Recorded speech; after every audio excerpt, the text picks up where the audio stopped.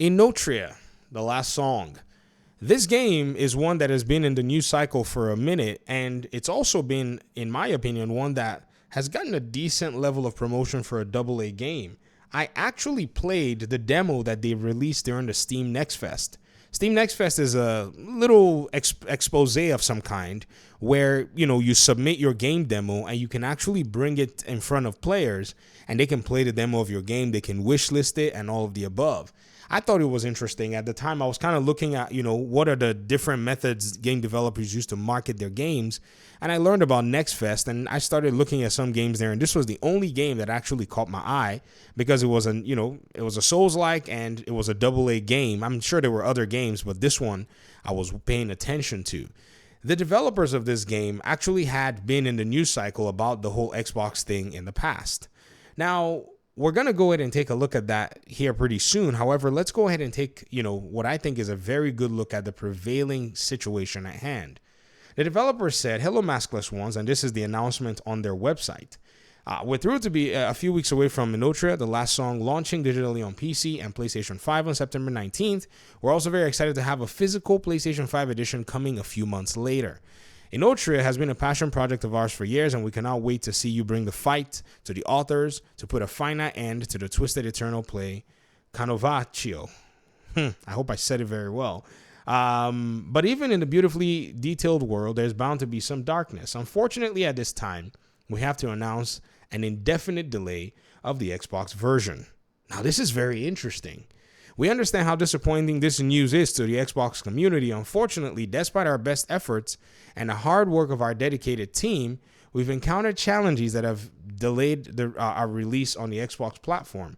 We want to emphasize that this is not a decision we made lightly. We apologize for any disappointments this may cause and sincerely thank you for understanding and patience.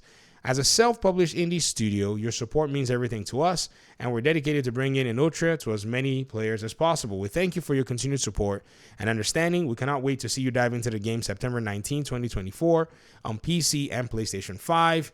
Giamma, I think that you say it, Giamma Games, that's the signature. The CEO is on Twitter, and he's basically providing a lot of context to this. People are asking questions. Jez Corden, I think, wrote an article here, or Tom Henderson, sorry, not Jez, but Tom Henderson wrote an article where he spoke to him, and he said, basically some of the biggest challenges are the communication. Now, in my opinion, with this communication thing, I think there's something to be said on the side of Xbox needing to get their act together so that they can respond to these folk. As, somebody who's looking at game development, what does this tell me? Does this tell me to just forget about Xbox if they're not going to basically play nice? Or does it tell me that there might be things that I might need to do to tighten up all my requirements to actually send to them?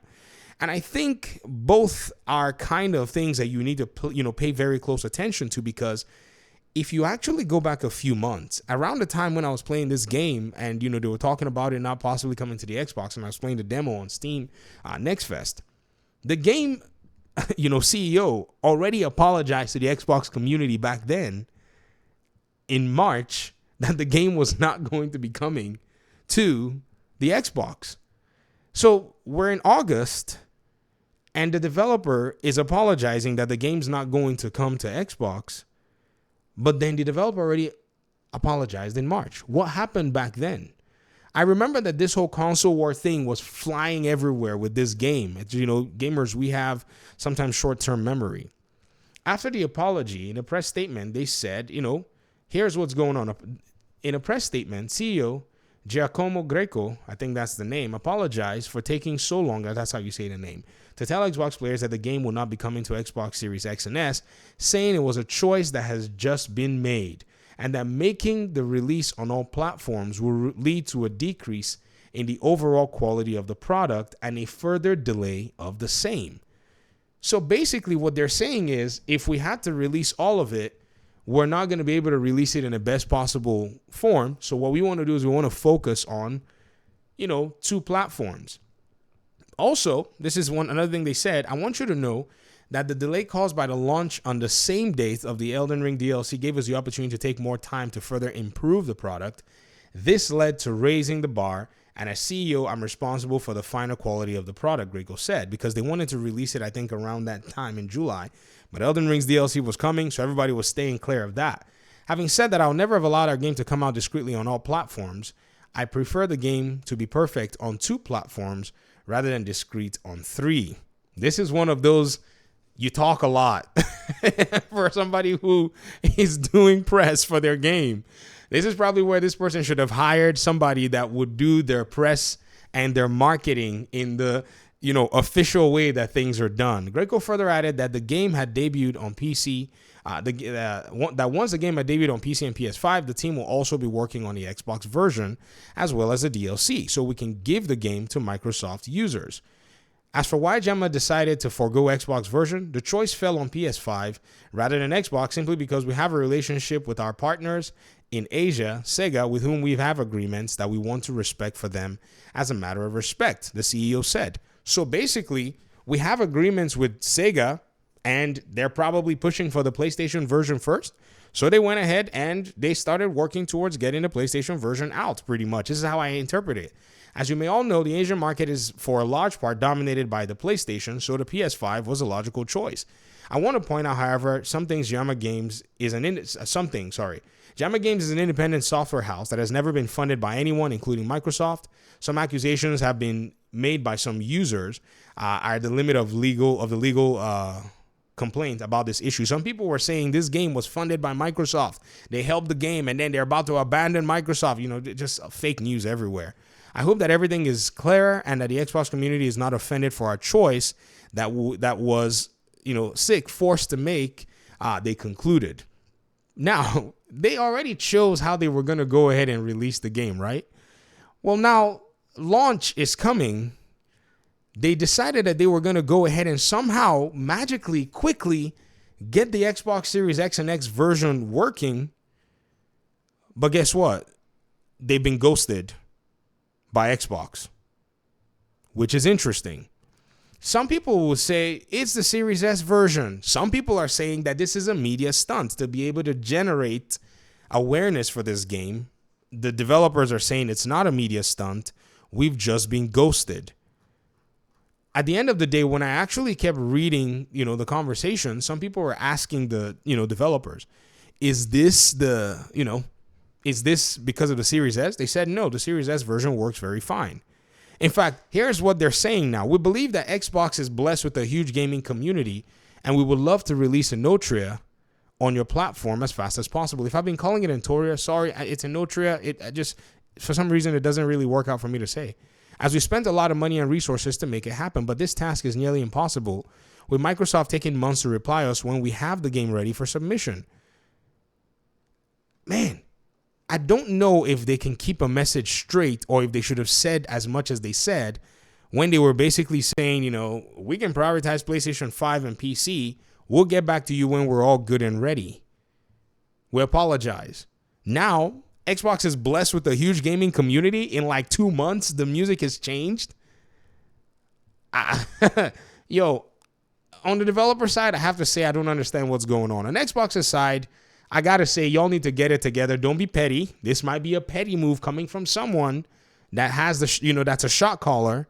Let's not be petty. However, this particular statement from somebody who is looking to actually access a market is not a wise statement to make. I think a lot of AA developers are going to learn the hard way why AAA devs don't usually jump on the backs of, console manufacturers when they do anything wrong. In fact, most of them don't ever jump on PlayStation. The one that had a little bit of, that shocked me a little bit was, Glenn Schofield, the director of Callisto Protocol. When he said, they basically give you a PlayStation 5 and not only do you have to figure out how this thing works, the instructions come in Japanese. He was saying how difficult and challenging that whole system is, right? And so, yes, there are challenges from both sides in the publisher space, but I don't think that, the CEO of this company has taken the right PR steps to maintain a good relationship overall. I think they could have just been quiet and just let people talk nonsense that they always talk all the time and not go unveil all kinds of stuff that they don't want to unveil. That's on their side. And again, back to the Microsoft side, people will benefit from this game. People are going to benefit from this game. In fact, if I were to hypothesize, This game is going to be facing significant market saturation and is going to be facing significant competition. They thought dodging the Elden Ring DLC was a smart choice, and they're going into, this month where people are just basically gunning for the holidays.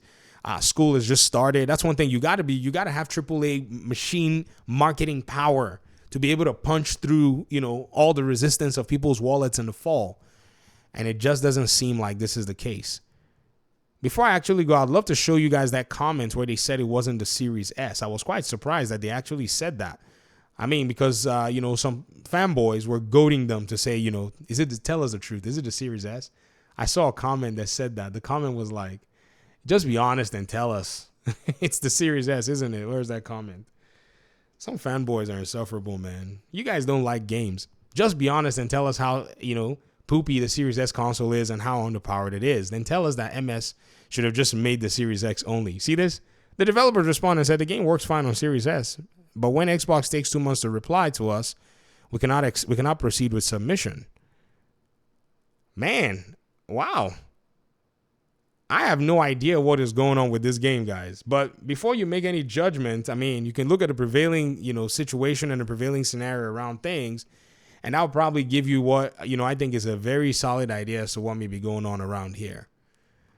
But this is a very strange situation. I've never seen this before in my life. Whew. Let me hear your thoughts in the comment section. Thanks so much for watching the video. Peace out.